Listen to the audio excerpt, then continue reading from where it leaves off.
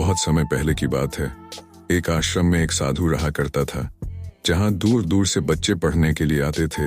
उन सब के बीच एक लड़का ऐसा था जो एकदम बेवकूफ था और पढ़ाई में भी बहुत कमजोर था, लेकिन उसे अपने गुरु पर बहुत भरोसा था। उसके गुरु उसे हमेशा ये बात कहते थे कि तुम भले पढ़ाई में कमजोर हो, मगर तुम्हें खुद पर भरोसा रखना चाहिए कि तुम दूसरों से बेहतर हो और वो सब कर सकते हो जो दूसरे नहीं कर सकते। अपने गुरु के द्वारा कही गई बातों को शिष्य मानता था। आश्रम में मौजूद बाकी शिष्य उससे जलते थे, क्योंकि उनके गुरु भी उस शिष्य को बहुत अच्छा मानते थे।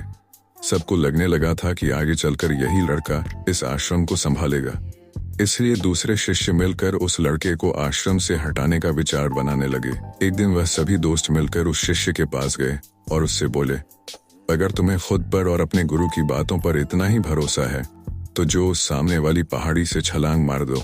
अगर तुम्हारा भरोसा पक्का होगा तो तुम्हें कुछ नहीं होगा। उस लड़के ने बिना कुछ सोचे समझे ही उस पहाड़ी से छलांग मार दी।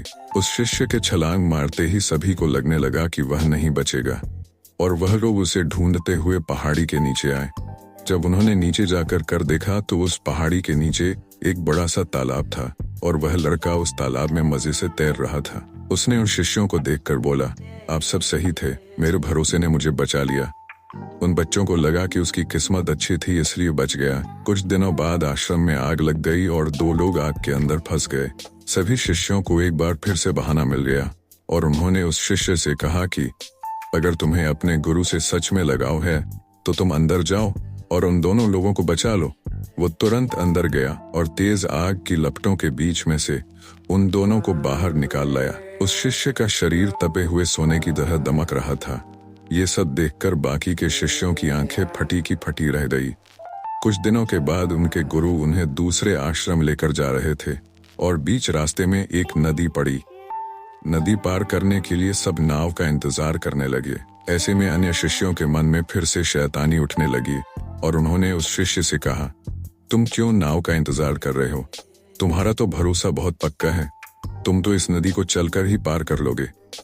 उनकी बातें सुनकर वो शिष्य उठा और नदी पार करने के लिए नदी पर चलने लगा। इस बार उसके गुरु ने भी उसे ऐसा करते हुए देख लिए और उसे नदी में जाने से रोक लिया। उन्होंने बाकी के शिष्यों से इसके बारे में पूछा तो उन्होंने बताया कि वो शिष्य पहले भी कई कारनामे कर चुका है। उसे अपने आप पर और अपने गुरु यानी कि आप पर बहुत भरोसा है और उसी भरोसे की वजह से वो ये सब कर रहा है।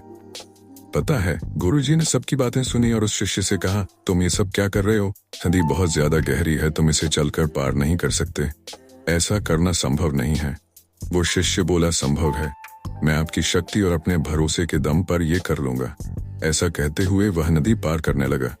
थोड़ी ही देर में उसने नदी पार कर ली और किनारे पर पहुंच गया। ये सब देखकर उसके गुरु हैरान हो गए और मन ही मन सोचने लगे कि यह अज्ञानी मेरी शक्ति और अपने भरोसे के दम पर पानी पर चल सकता है, तो मैं भी अपनी शक्तियों के दम पर यह सब कर सकता हूँ। फिर वो भी नदी को चलकर पार करने की कोशिश करने लगे, लेकिन नदी में थोड़ा आगे जाकर ही वो डूब गए, क्योंकि उन्हें दूसरों की बातों पर भरोसा था, न कि खुद पर। भरोसा किसी अज्ञानी व्यक्ति को भी पार लगा देता है, लेकिन भरोसे की कमी ज्ञानी व्यक्ति को भी डुबो देती है।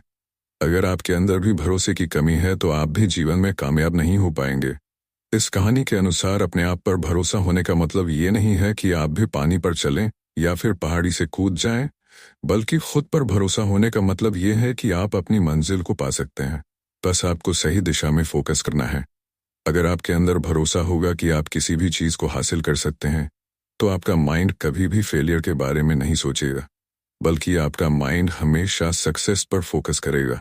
इसलिए अपने आप पर भरोसा रखो। बस ये सोचो कि हाँ, मैं ये कर सकता हूँ, कुछ भी नामुमकिन नहीं है। जब आप ऐसी सोच रखोगे तभी आपका खुद पर भरोसा बढ़ेगा और आप उन कामों में भी सफलता पा लेंगे जो अभी आपको नामुमकिन लगते हैं। अगर आपको हमारी ये कहानी पसंद आएगी तो चैनल को लाइक और सब्सक्राइब जरूर करें। धन्यवाद दोस्तों।